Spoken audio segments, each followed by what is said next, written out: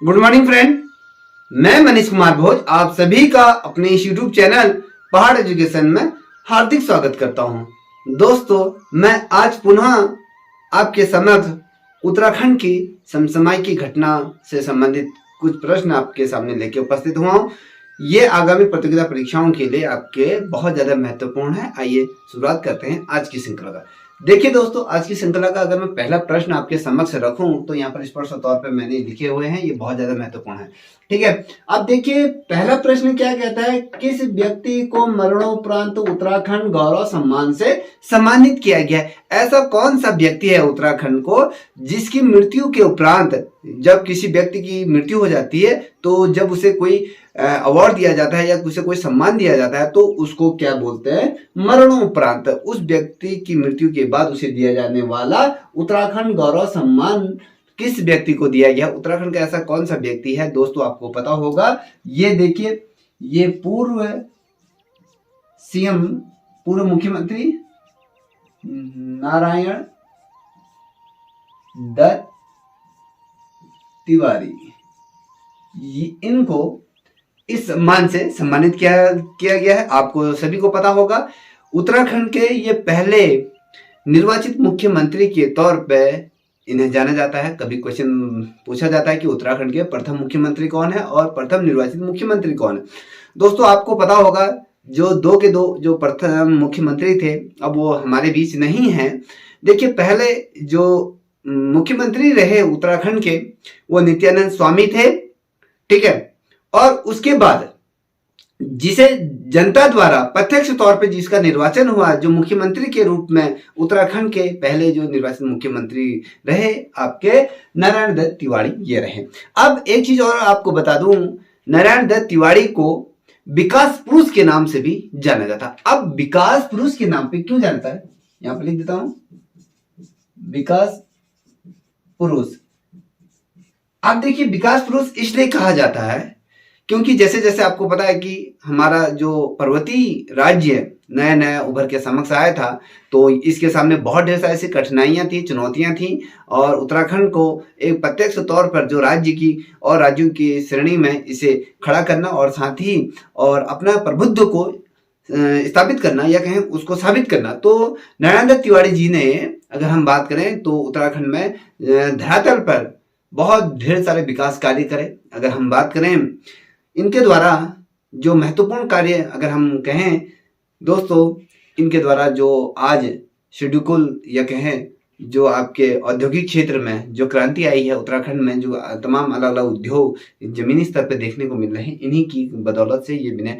इनके समय में उत्तराखंड में बहुत ढेर सारा रोजगार या कहें विकास कार्य इतने अच्छे तरीके से हुए, तो इसीलिए इन्हें विकास पुरुष के नाम से भी जाना जाता है। ये इनका मैंने डिटेल में आपको बता दिया। ठीक है, अब वहीं अगर हम दूसरा प्रश्न देखें दोस्तों आपके सामने, तो ये कह रहा है वर्ष 2022 में कौन उत्तराखंड की निर्वाचित राज्यसभा सदस्य थी? अब ये देखिए, आप सभी को पता है उत्तराखंड से राज्यसभा के लिए, जो यहां पर लिख देता हूं, राज्यसभा की सीटों की अगर बात करें, सीटें अगर हम कुल बोलें तो आपके यहाँ पर राज्यसभा की 3 सीटें हैं, इतना ध्यान में रखिएगा। और आपके अगर हम बात करें तो 5 आपकी जो 5 सीटें हैं आपकी लोकसभा की दिए हैं और 70 आपकी विधानसभा सीटें आपके उत्तराखंड के अंतर्गत हैं। ठीक है, जो यहाँ पर मैं जो पूछ रहा है कि 2022 में ऐसा कौन सा शख्सियत थी जिन्हें उत्तराखंड से निर्वाचित करके इन्हें राज्यसभा भेजा गया है, वो कौन सी महिला है? तो दोस्तों आपको मैं बता दूं आपके जानकारी के लिए, ये कल्पना सैनी आपकी है, कल्पना सैनी। इनको वर्ष 2022 में राज्यसभा का सदस्य उत्तराखंड से ये भेजा गया। अब उत्तराखंड में 2 महिला राज्यसभा सदस्य हैं। ठीक है, इतना ध्यान में रखिएगा, बहुत ही महत्वपूर्ण प्रश्न, बहुत ज्यादा मोस्ट। अब देखिए यहाँ पर चौथे नंबर का प्रश्न देखें तो वर्ष 2022-23 के लिए उत्तराखंड विधानसभा में कितना बजट पेश किया गया था? देखिए, जैसे आप सभी को पता है केंद्र सरकार भी अपना आम बजट पेश करती है, उसी प्रकार से ये संपूर्ण भारत के लिए केंद्र सरकार बजट पेश करती है। आपके लोकसभा में बजट को पारित किया जाता है। ठीक है, और अगर हम बात करें राज्य की, तो राज्य में भी आपके विधानसभा में बजट, आम बजट पेश किया जाता है जो राज्य के विकास कार्यों और तमाम जो सुविधाओं के लिए कहें, जो जरूरत चीजों के लिए ये क्या करती है, राज्य सरकार भी अपना बजट पेश करती है। अगर हम कृषि के क्षेत्र में कहें या विद्युत के क्षेत्र में कहें या जल संस्थान के तौर पर कहें या आपके अलग अलग क्षेत्रों में ये कार्य करती हैं। अब उसके अंतर्गत तो वर्ष 2022-23 की अगर बात करें तो उत्तराखंड राज्य विधानसभा में कितना बजट इस वर्ष पेश किया गया था आपको ही पता होना चाहिए। अगर मैं आपको इसका सही आंकड़ा दूं तो यहाँ पर 65,571, ठीक है, 65,571 यहाँ पर इस वर्ष तौर पे नोट करते हुए चलिएगा मेरे साथ, ठीक है। 49 करोड़ का यहाँ पर क्या किया गया था, बजट पेश किया गया था, ठीक है। कितना, 65,571.49 करोड़ का यहाँ पर उत्तराखंड सरकार द्वारा 2022-23 के लिए ये बजट का प्रावधान किया गया, यहाँ पर किया गया, ठीक है। ये इतना समझ गए होंगे। अगर आप बात करें 5वें नंबर का प्रश्न की बात करें तो उत्तराखंड जलवायु अनुकूल बारा रानी कृषि परियोजना के लिए विश्व बैंक ने कितने करोड़ की यहाँ पर धनराशि को स्वीकृत किया गया। देखिए आप सभी को पता है वर्तमान समय में अगर हम देखें पूरी पृथ्वी ग्लोबल वार्मिंग झेल रही है या कहें प्रदूषण का शिकार होते ही जा रही है। दिन प्रतिदिन प्रदूषण हमारी पृथ्वी में फैलता ही जा रहा है, या कहें आप देख पा रहे हो कि जिस प्रकार से मौसम में परिवर्तन हो रहा है, पूरी तरीके से शिशिर बदल रही है। ग्लेशियर अपने जगह से बहुत ढेर सारे किलोमीटर पीछे या 4-5 किलोमीटर पर साल अगर कहें साल दर साल पीछे खिसकते जा रहा है, जिससे कि आप आने वाले समय में बहुत ज़्यादा पानी की समस्या, मीठे जल की समस्या का सामना हमें लोगों को करना पड़ेगा, क्योंकि जल इतनी बर्फ इतनी तीव्र गति से पिघल रही है जिसका कोई अनुमान नहीं लगाया जा सकता है। अब यहाँ पर जो क्वेश्चन की बात करूँ, मेन क्वेश्चन की बात करूँ, अब जो मैंने कहा कि उत्तराखंड में जो जलवायु अनुकूल बारा रानी कृषि परियोजना के लिए देखिए विश्व बैंक द्वारा उत्तराखंड को कितनी धनराशि का यहाँ पर अनुमोदन किया गया, स्वीकृति की गई है, आपको पता होना चाहिए। 1,000 करोड़ रुपए यहाँ पर आपको क्या देगी विश्व बैंक इस परियोजना के लिए देगी। कौन सी परियोजना, जो उत्तराखंड में जलवायु अनुकूल बरानी कृषि परियोजना के लिए विश्व बैंक आपको यहाँ पर 1,000 करोड़ रुपए की धनराशि यहाँ पर स्वीकृत कर दी गई है, सहायता के तौर पर ये दे रही है। बहुत ही महत्वपूर्ण प्रश्न। अब बात करते हैं अगला प्रश्न, 6 नंबर का प्रश्न है। 6 नंबर का भी प्रश्न अपने आप में बहुत ज्यादा महत्वपूर्ण है। 6 नंबर का प्रश्न क्या कर रहा है, राष्ट्रीय शैक्षिक अनुसंधान एवं प्रशिक्षण परिषद एनसीईआरटी का नया निर्देशक किसे नियुक्त किया। देखिए सिंपल सी अगर बात करें, अगर हम पूरा ना कहते हुए एनसीईआरटी का अगर मैं आपको पूरा फुल फॉर्म आपको बता, राष्ट्रीय शैक्षिक अनुसंधान एवं प्रशिक्षण परिषद, अगर हम बोले शॉर्ट अगर बात करें तो एनसीईआरटी का जो नया निदेशक जिसे नियुक्त किया गया है उसका नाम क्या है। तो दोस्तों आपको पता होने यहाँ पर दिनेश सकलानी इनका नाम है, ठीक है। बहुत ही रेयर प्रश्न, महत्वपूर्ण प्रश्न है।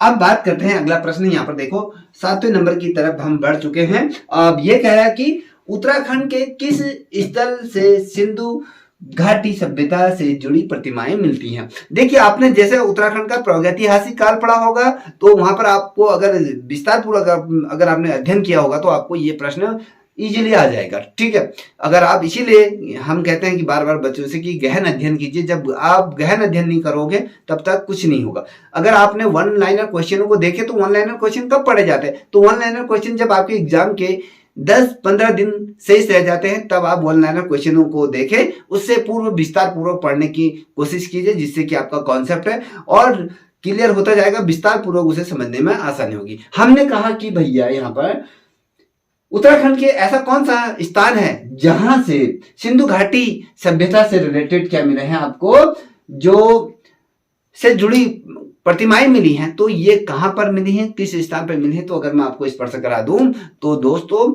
ये जो प्रतिमाएं मिली हैं ये यमुना घाटी के मध्य में जो प्रागैतिहासिक काल से संबंधित जो चीजें मिली हैं तो वो आपके यमुना घाटी के मध्य में मिली हैं, जो पैरेलल किससे जुड़ी हुई हैं, जो आपके ये सिंधु घाटी सभ्यता से कहीं ना कहीं इसका संबंध है। ऐसी प्रतिमाएं हूबहू उससे मिलती जुलती यहाँ पर प्रतिमाएं मिली हुई हैं। बहुत ही रेयर प्रश्न। अब बात करते हैं 8वें नंबर का प्रश्न। 8वें नंबर का प्रश्न भी अति महत्वपूर्ण प्रश्न है दोस्तों।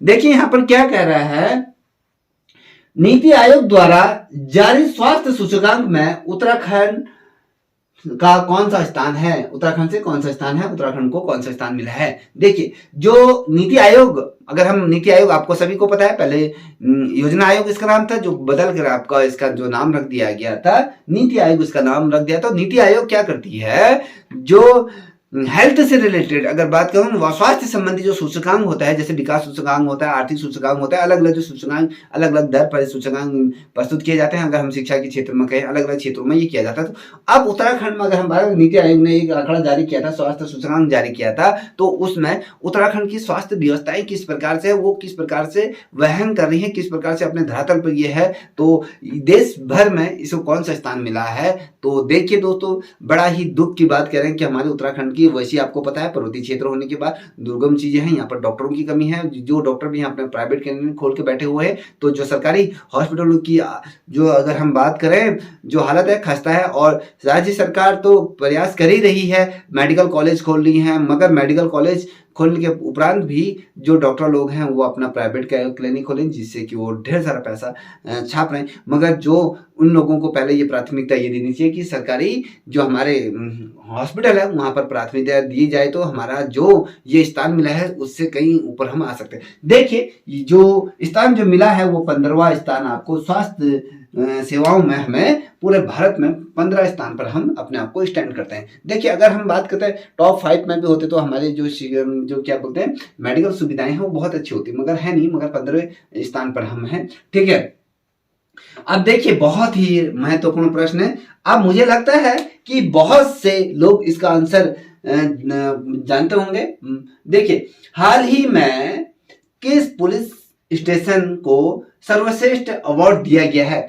उत्तराखंड का ऐसा कौन सा स्टेशन है या कहें पुलिस थाना है जिसे सर्वश्रेष्ठ थानों के तौर पर इस बार इसको अवार्ड दिया गया है? तो कौन सा थाना है दोस्तों, ये आपको बताना है। बहुत ही महत्वपूर्ण प्रश्न है। बहुत से लोगों के दिमाग में घूम रहा होगा कि यार अगर मैं कह दूं कि दूर नहीं है तो बहुत से बच्चों का मुंह टेढ़ा हो जाएगा, ये कहेंगे यार मेरा ऐसा कैसे हो सकता है। आप लोगों के दिमाग में हमेशा यही चीज घूमती है कि जो बेस्ट चीजें होंगी वो आपके क्या होंगे, राजधानी में होंगे, देहरादून में ही होंगे, मगर ऐसा नहीं है। जो हमारे पर्वतीय क्षेत्र है, जो जितने भी जिले हैं वहां पर भी बेस्ट परफॉर्मेंस दे सकती है हमारी उत्तराखंड मित्र पुलिस। तो उसके अंतर्गत अगर हम बात करें तो ये जो अवार्ड पुलिस सम्मान जो दिया गया सर्वश्रेष्ठ थानों के तौर पर, तो ये आपका नैनीताल जिला को मिला है। अगर हम स्थान की बात करें तो जो पुलिस स्टेशन को मिला है ये हल्द्वानी को मिला है। बहुत से बच्चे देहरादून को ही पिक कर रहे होंगे, मगर बच्चों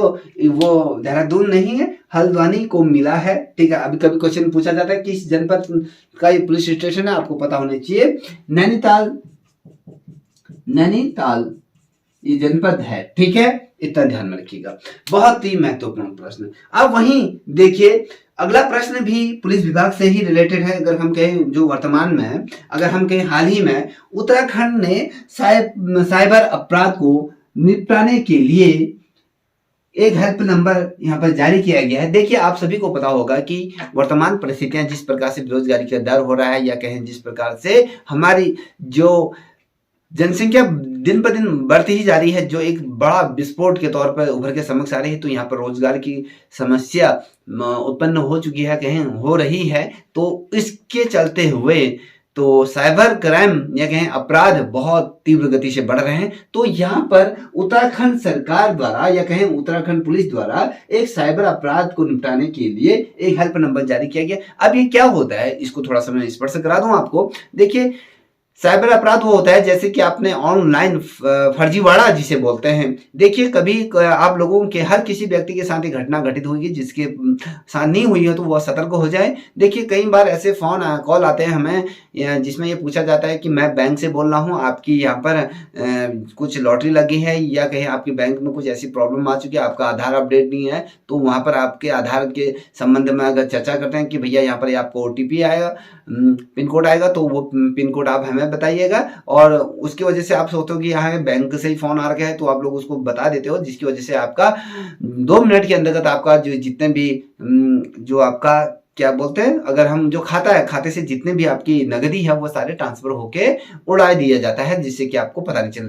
जब ऐसी कंडीशन हो जाती है आपके साथ, किसी व्यक्ति के साथ अगर ऐसी घटना घटित हो जाती है, तो वो सतर्क रहिए। उत्तराखंड सरकार द्वारा या कहें जो उत्तराखंड पुलिस द्वारा अपराध जो साइबर क्राइम से निपटने के लिए एक हेल्प नंबर यहाँ पर जारी किया गया है। तो वो हेल्प नंबर क्या है आपको मैं बता दूं, 155220 है। ठीक है, 155220, ठीक है, 155220 ये आपका साइबर हेल्प नंबर है। अगर किसी के साथ ऐसी घटनाएं होती हैं तो आप अपने आस पड़ोस सभी को अपने घर में इसको बता दीजिएगा, ये नंबर नोट कर लीजिएगा, 155220 पे आप ये कभी क्वेश्चन आ जाता है कि इसमें नंबर कौन सा है, आपको दिया जाएगा 155220, और अगर कभी क्वेश्चन दिया जाता है 155418 इस प्रकार से दिया जाएगा, तो आपको पिक करना है 155220 155260 है, सॉरी, ठीक है, मैं ध्यान से हट गया, ठीक है, आपके 155260 ये है, ठीक है, इसको ध्यान में रखिएगा, वहां पर थोड़ा सा मिस्टेक हो गई थी। ठीक, अब बात करते हैं 11वें नंबर का प्रश्न। 11वें नंबर का प्रश्न क्या कह रहा है, राज्य का पहला आर्थिक अपराध थाना कहां खोला गया है। जिन बच्चों का दिमाग दौड़ गया होगा तो बिल्कुल सही दौड़ रहा है आपका, जो अपराध थाना जो खोला गया, राज्य का पहला आर्थिक अपराध, इससे पूर्व भी मैंने बता चुका, हाल ही में खुला है, तो ये आपका जो आप जो सही सोच रहे हैं वही है। देखिए ये आपका देहरादून में खोला गया है आर्थिक अपराध, ये थाना खोला गया, ठीक है। अब वहीं अगर हम बात करें, देखिए हर शख्सियत, हर जो बच्चा या लड़का हो या लड़की हो, हर कोई इस चीज का दंश वर्तमान समय में झेल रहा है। जो इस वीडियो को देख रहा है वो भी इस दंश को झेल रहा है, इतना तो आप इसे आपसे भी नहीं छूटा हुआ है। देखिए कौन सी बात कर रहा हूं, आप हो गया कौन सी बात कर रहे हैं। देखिए देश में शहरी युवा बेरोजगारी में उत्तराखंड का कौन सा स्थान है। देखिए देश में जो शहरी जो बेरोजगारी दर है दिन प्रतिदिन बढ़ती हुई जा रही है, तो इसमें उत्तराखंड का कौन सा ये स्थान है, ये आपको बताना है। देखिए पूरे देश भर में अगर हम उत्तराखंड के अगर शहरी विकास के अंतर्गत जो बेरोजगारी दर है, जो युवा युवतियां जितने भी बेरोजगार हैं, तो अगर हम स्थान कहें तो यहाँ पर 6ठे स्थान पर हमारा उत्तराखंड आता है। 6ठे स्थान पर यहाँ पर इतनी ज्यादा बेरोजगारी की 6ठे पायदान पर हमारा उत्तराखंड है, ठीक है। बहुत ही शर्मिंदगी की बात है, यहाँ पर रोजगार होने चाहिए। जो रोजगार भी हैं पेपर लीक हो जाते हैं, समय पर पेपर नहीं होते हैं, तो कहीं ना कहीं सरकार भी इसमें दोषी है। जो इस प्रकार से पेपर लीक हो रहे हैं उन पे सख्त से कार्रवाई करें, ठीक है। देखिए हम बात कर रहे हैं बच्चों, अब अगला प्रश्न कि 13वें नंबर का प्रश्न है। 13वें नंबर का प्रश्न क्या कहता है उसको भी थोड़ा सा हम समझ लेते हैं, बहुत ही महत्वपूर्ण प्रश्न है। देखिए मुख्यमंत्री द्वारा कितने लोगों को SDP गोलकीपर अवार्ड से सम्मानित किया गया है। कौन सा अवार्ड है, देखिए SDP गोलकीपर अवार्ड से सम्मानित किया। इन्हें कितने लोग हैं उत्तराखंड में, तो आपको पता होना चाहिए जो मुख्यमंत्री ने इनको सम्मानित किया है। टोटल यहाँ पर कितने सदस्य हैं, यहाँ पर 27 लोगों को ये SDP गोलकीपर अवार्ड से यहाँ पर क्या किया गया है, मुख्यमंत्री द्वारा इनको सम्मानित किया गया है। बच्चों इतना आप ध्यानपूर्वक इसे देखिए। अब बात करते हैं 14वें नंबर का प्रश्न है, अपने आप में महत्वपूर्ण प्रश्न है। ये कह रहा है कि हाल ही में चर्चा में रही एक महिला, अगर हम जिनका नाम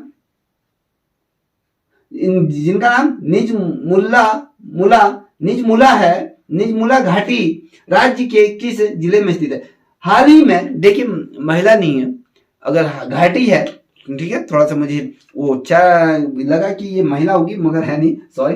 देखिए, हाल ही में चर्चा में रही, हमने जो शब्द गाना रही है तो मेरे दिमाग में घुमा कि हाँ कोई महिला होगी, मगर आप देखिए हाल ही में चर्चाओं में रही निज मालमूला घाटी राज्य के किस जिले में है, ये चर्चा में रही थी कि तो ये किस जिले में है, आपको स्पष्ट तौर पे करा दूं, ये चमोली, अगर चमोली में है, अगर स्थान पूछा जाता है गोपेश्वर के अंतर्गत ये आती है, ठीक है, ध्यान में रख लीजिएगा गोपेश्वर के। अब वहीं अगला प्रश्न इस भी बहुत ज्यादा महत्वपूर्ण है, इसको भी देख लीजिए, ठीक है। ये क्या कह रहा है, ठीक है, ये कह रहा है कि भैया अभी उत्तराखंड में देखिए एक पुस्तक हाल ही में प्रकाशित हुई थी, वो पुस्तक का नाम किसके द्वारा लिखी, नाम भी बता देता हूं। हाल ही में अभी मैं उत्तराखंड में गंगा बोल रही हूं, मैं गंगा बोल रही हूं पुस्तक का जो लोकार्पण किया गया था, यह पुस्तक किसके द्वारा लिखी गई थी। एक पुस्तक का विमोचन हुआ था, पुस्तक का नाम है मैं गंगा बोल रही हूं। जो ये पुस्तक का लोकार्पण हुआ था हाल फिलहाल में ही, तो इसके राइटर कौन है, इसके लेखक कौन है, ये आपको बताना है। दोस्तों बहुत महत्वपूर्ण प्रश्न है, ये वाला प्रश्न आ सकता है, आ नहीं सकता, 100% आएगा, ठीक है। ये जो पुस्तक लिखी गई है आप सभी को पता होगा, हमारे जो पूर्व मुख्यमंत्री थे, मुख्यमंत्री सीएम डॉक्टर रमेश पोखरियाल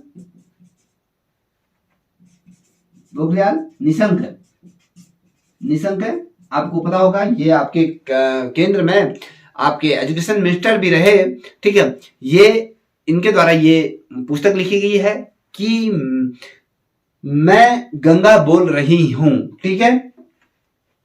अब बात करते हैं, कभी क्वेश्चन पूछा जाता है दोस्तों, एक क्वेश्चन हाल फिलहाल की ही है कि उत्तराखंड में या कहें भारत में सबसे बड़ा, जो अगर हम भारत की ना कहें तो अगर हम उत्तराखंड की लेके चलते हैं, ठीक है, वो बहुत, आपको अगर मैं उत्तराखंड की सीरीज पढ़ा तो उसको उत्तराखंड से जोड़ दे देता हूं। तो उत्तराखंड में गंगा नदी में सबसे लंबा पुल किस स्थान पे बन रहा है, ये आपको बताना है। अगर किस स्थान पे बन रहा है, तो ये जो सबसे लंबा पुल जो बन रहा है वो आपके हरिद्वार में ये बनने जा रहा है। कितना किलोमीटर का है, 4.56 किलोमीटर, 0.56, अगर हम लेके चले 4.5 किलोमीटर का ये पुल है। अगर हम इसके आइड साइड का अगर हम हिस्सा छोड़ दें, जो जिसे हम कहते हैं कि जो फुटपाथ अगर छोड़ दें, तो ये अगर टोटल इसका अगर हम देखें तो ये टोटल कितने किलोमीटर का, 3.5 किलोमीटर का ये आपका ये क्या है, ये पुल है, पुल बन रहा है, ठीक है। किस स्थान पर, हरिद्वार में। बहुत महत्वपूर्ण प्रश्न है। अब देखिए यहां पर देख लीजिए, अब अपना ध्यान यहां केंद्रित कर दीजिएगा 16 नंबर पे। देखिए हाल ही में जीवन के संरक्षण के लिए उत्तराखंड में एंटी पोचिंग अभियान चलाया गया था। ये किस लिए चलाया गया, एंटी पोचिंग करके ये अभियान चलाया गया था, ये किसके लिए चलाया गया था उत्तराखंड में, तो आपको पता। देखिए ऐसा जो हमारे जो नेशनल उद्यान है, अगर जहां पर जीवों को संरक्षण किया जाता है, तो वहां उस संरक्षण पार्क में, तो अगर हम बात करें तो यहाँ पर क्या क्या एंटी पोचिंग अभियान चलाया गया था। ये किन जानवरों के लिए चलाया गया था, क्वेश्चन बनता है। तो दोस्तों आपको यहाँ पर इस पर से लिख देता हूं, ये बाघ के लिए चलाया गया था, क्योंकि बाघ दिन पर दिन बाघों की संख्या घटती हुई जा रही है। कभी क्वेश्चन पूछा जाता है कि उत्तराखंड में कुल बाघों की संख्या कितनी है, 442 बाघों की संख्या उत्तराखंड में संख्या है, ठीक है। आपको ये भी क्वेश्चन मैंने बता दिया, ठीक, बहुत महत्वपूर्ण प्रश्न है। अब वहीं अगला प्रश्न आप यहां पर देख लीजिएगा, क्योंकि आपको यहां नहीं दिख रहा होगा तो थोड़ा सा मैं साइड हो जाता हूं। तो यहां पर देख लीजिए, यहां पर स्पष्ट तौर पर लिखा है उत्तराखंड राज्य मुख्य सूचना आयुक्त के रूप में किसे नियुक्त किया गया है। अब ये बताना है, हाल ही में उत्तराखंड के मुख्य ये सूचना आयुक्त की अगर हम बात करें तो किस व्यक्ति को नियुक्त किया गया है। तो दोस्तों 2022 में अनिल चंद पुनेठा। ठीक है, अनिल चंद्र पुनेठा, ये यहाँ पर लिख दिया मैंने, यहाँ पर स्पष्ट तौर पर देख लिया कि भैया उत्तराखंड राज्य में राज्य मुख्य सूचना आयुक्त के रूप में जिसने कार्यभार ग्रहण किया, जिसे नियुक्त किया गया है, वो अनिल चंद पुनेठा को ये नियुक्त कर दिया गया है। ठीक है, ये बहुत ही महत्वपूर्ण प्रश्न आपके सामने मैंने साझा किया। वहीं अगला प्रश्न यहाँ पर आप अपना ध्यान यहाँ केंद्रित कीजिएगा बच्चों। देखिए, उत्तराखंड राज्य हाईकोर्ट के वर्तमान मुख्य न्यायाधीश कौन है 2022 में? जो 2022 में हाल फिलहाल में ही जो उत्तराखंड के जो मुख्य न्यायाधीश के तौर पर जिन्हें नियुक्त किया गया है, जिन्होंने अपना कार्यभार ग्रहण किया है, वो कौन है और कौन से नंबर के ये मुख्य न्यायाधीश है उत्तराखंड के, तो आपको ये पता होना चाहिए। अगर बच्चों अगर मैं बात कहूं तो ये 12वें नंबर के आपके क्या हैं, ये मुख्य न्यायाधीश है। तो मुख्य न्यायाधीश कौन है? विपिन सांघी करके इनका नाम है, यहां पर लिख देता हूं, ये 12वें नंबर के हैं, ये विपिन सांघी, ठीक है, इनका नाम है। आपके क्या है? हाईकोर्ट के ये मुख्य न्यायाधीश हैं उत्तराखंड हाईकोर्ट के। दोस्तों, जो ये श्रृंखला मैंने आप लोगों के समक्ष रखी, तो मैं ज्यादा लंबा ना पढ़ाते हुए जो महत्वपूर्ण पॉइंट होते हैं, जो प्रश्न होते हैं, उन्हीं को आपके सामने ये साझा करता हूं। तो दोस्तों, यदि आप लोगों को ये वीडियो आपकी परीक्षा के दृष्टिकोण से अगर हेल्पफुल लगी हो तो प्लीज इस चैनल को भी सब्सक्राइब करें, साथ ही अपने दोस्तों को भी साझा करें। तब तक के लिए इतना ही। जय हिंद, जय भारत, जय उत्तराखंड।